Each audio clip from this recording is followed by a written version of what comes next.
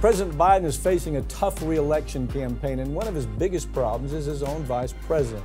Kamala Harris is hugely unpopular, and even former White House employees say that she's not doing anything that helps the president. Ring of Fire's Farron Cousins joins me to talk about this. As I look at the word salad queen, I think of Sarah Palin and John McCain. I think of Dan Quayle. You know, that's what you have here, right? And why don't you just call it what it is and say, I need somebody else to run? She's killing him. Well, look, there's a lot of people in this administration that are poison for President Biden's reelection campaign. But when you simply just look at the numbers and you see her unfavorables that are overwhelmingly, majority of the country says, I don't like what she's doing. And then I think one of the most powerful things is the statements from the former White House employees themselves, the people that were there. That is what's bothering me the most about it. They talk about her plan is incoherent, she's not smart. That came up. These are her ex-employees. You understand? This is staff that left her. They say that's low morale. She causes low morale. It's a low trust factor. They don't trust her. They say she's lazy, she's abusive, and then they get mad, and I think justifiably so, when somebody accuses of it being racism, since it's coming from black staff members that are saying this. It's an exodus. So how do you ignore that and saying, yeah, we're going to stick with her? First of all, just look at her history. I mean, this is a woman who was Attorney General of California after she failed the bar exam. And I swear to God, I can't even listen to her. I can't even listen to that ridiculous laugh. And when she's in a tense moment, she goes in this crazy, hysterical laugh. And you just wonder, that mixed with the word salad that's constant. What does the public think? The numbers are showing what the public thinks, right? Yeah, absolutely. And to me, it really does come back to what has she done in these, 2.5 years that she has been vice president. Well, first of all, like you pointed out, she wasn't great as Attorney General. No. She got hammered for that in the primaries. She performed pathetically in the Democratic primaries because voters didn't like her.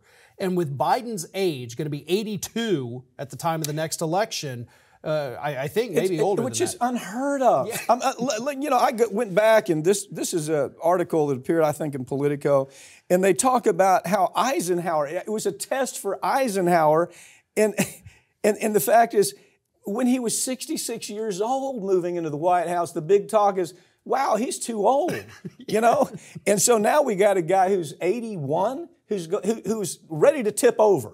The guy is tipping over all the time, but he's ready to tip over for good. And then you've got her, and I got to tell you, it's very smart what the Republicans are doing right now. They're running against her. Yeah. They are saying, look, let's call it what it is. She's the next president if you go with Biden. That is your choice.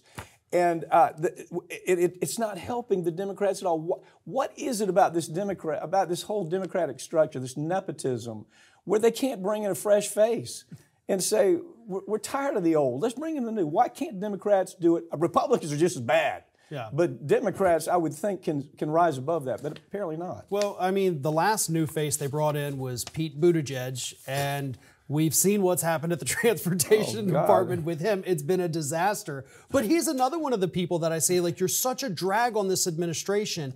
If I performed that poorly in my job, I'd have been let go years ago. Yeah. Because he has failed every atrocity that has come before him. But with Harris, the big thing we hear from the insiders in D.C. is, one, she doesn't want to take on big projects because she's afraid to fail. Right. Two, she is not... Immigrants, border. Yeah, she went down there and said, do not come, and then left. Yeah.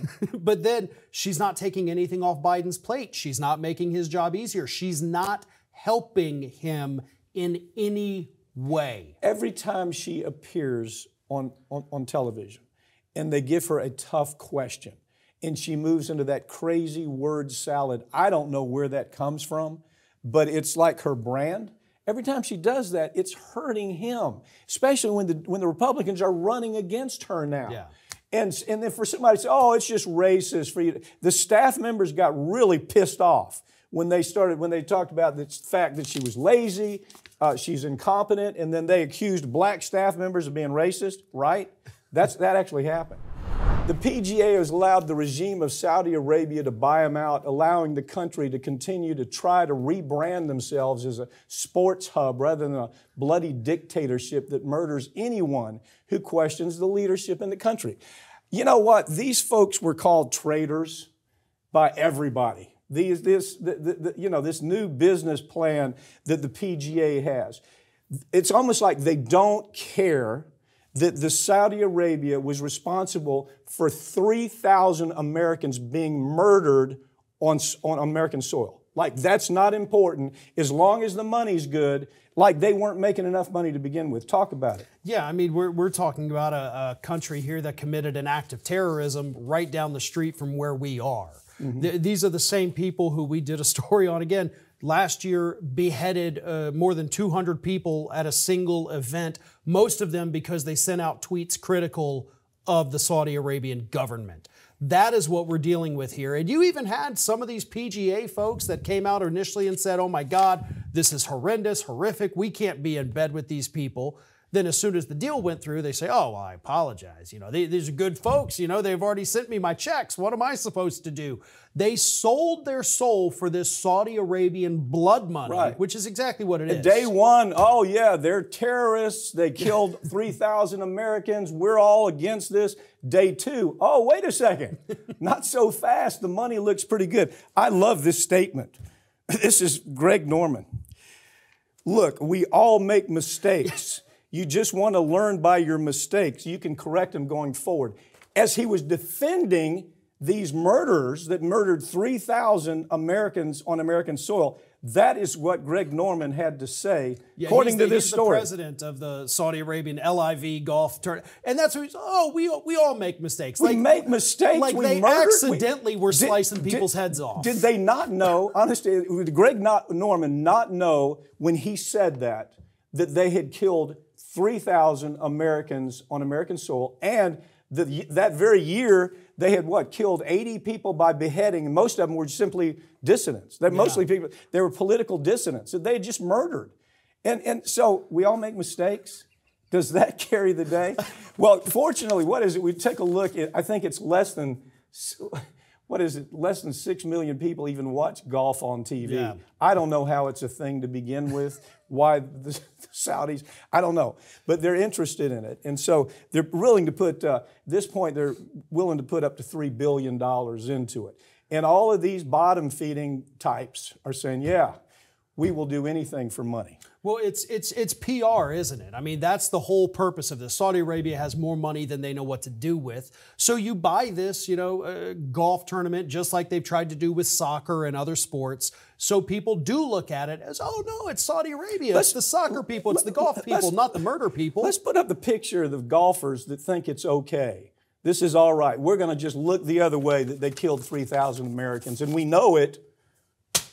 But it's okay. Let's take a picture. It's okay because they're going to keep cashing those checks. Exactly.